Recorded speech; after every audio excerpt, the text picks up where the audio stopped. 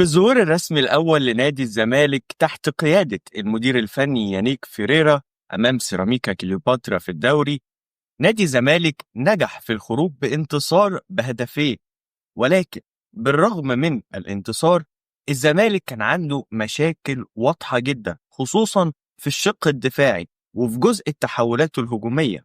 تعال مع بعض نشوف بالحالات ايه ابرز حاجات حصلت وايه المشاكل اللي فعلا بيواجهها دفاع نادي الزمالك.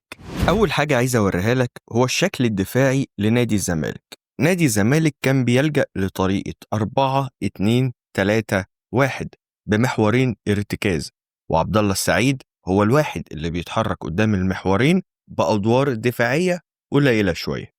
مع وصول سيراميكا لدفاعات نادي الزمالك كان بيحصل أخطاء غريبة في التمركز، زي ما انت شايف ان فخري لقاي المهاجم رقم 9 اللي المفروض كان يبقى الونش وحسام عبد المجيد قريبين منه سايبينه تماما، وظاهر مساحة كبيرة ما بينهم يقدر يتمركز فيها فخري لقاي بكل سهولة.